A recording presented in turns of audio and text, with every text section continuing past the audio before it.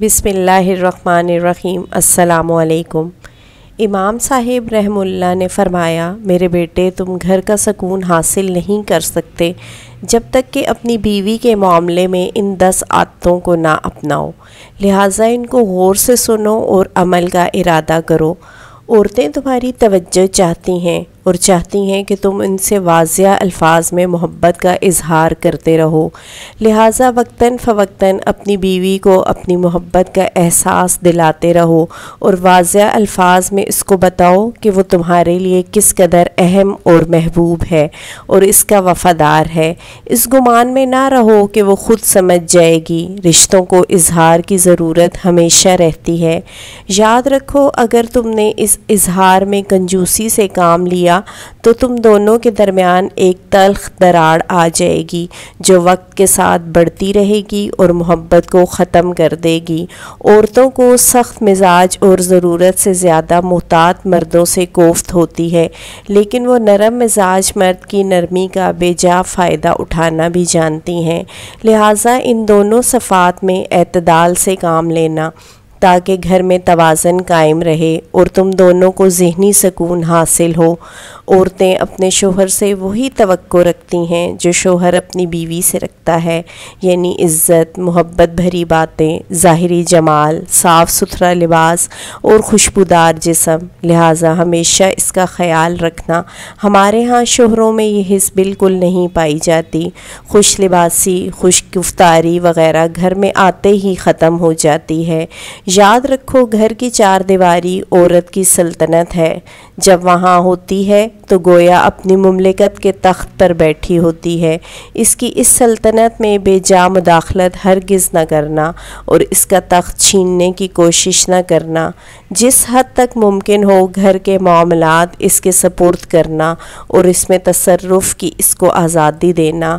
हर बीवी अपने शोहर से मोहब्बत करना चाहती है, लेकिन याद रखो, इसके अपने माँ बाप, बहन भाई और दीगर घर वाले भी हैं जिनसे वो लाताल्लुक़ नहीं हो सकती और ना ही उनसे ऐसी तवक्को जायज़ है। लिहाजा कभी भी अपने और उसके घर वालों के दरमियान मुकाबले की सूरत पैदा ना होने देना, क्योंकि अगर उसने मजबूरन तुम्हारी खातिर अपने घर वालों को छोड़ भी दिया तब भी वो बेचैन रहेगी और ये बेचैनी बिल आखिर तुमसे उसे दूर कर देगी। बिलाशुबा औरत टेढ़ी पसली से पैदा की गई है और इसी में उसका हुस्न भी है। ये हरगिज़ कोई नुक्स नहीं, वो ऐसे ही अच्छी लगती है जिस तरह भवें गोलाई में खूबसूरत मालूम होती हैं। लिहाजा उसके टेढ़पन से फ़ायदा उठाओ और उसके इस हुस्न से लुत्फ़ अंदोज़ हो। अगर कभी उसकी कोई बात नागवार भी लगे तो उसके साथ सख्ती और तलखी से उसको सीधा करने की कोशिश ना करो, वरना वो टूट जाएगी और उसका टूटना बिल आखिर तलाक तक नौबत ले जाएगा।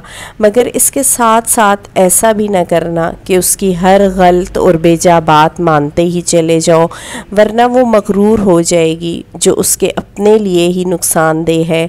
लिहाजा मुतदिल मिजाज रहना और हिकमत से मामलात को चलाना। शोहर की नाकदरी और नाशुक्री अक्सर औरतों की फितरत में होती है।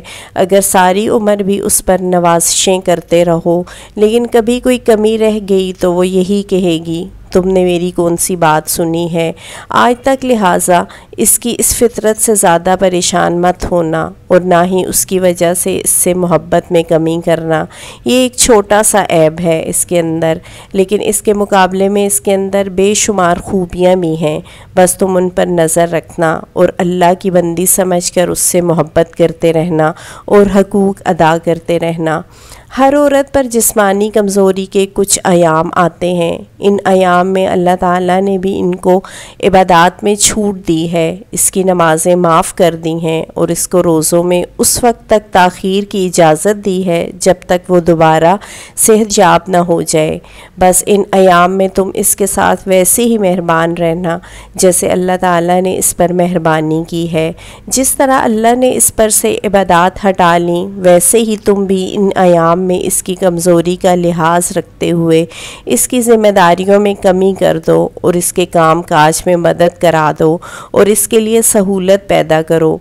आखिर में बस ये याद रखो बेटे कि तुम्हारी बीवी तुम्हारे पास एक कैदी है जिसके बारे में अल्लाह ताला तुमसे सवाल करेगा। बस इसके साथ इंतहाई रहम करम का मामला करना, इसकी गवाही सबसे पहली और मोतबर गवाही होगी।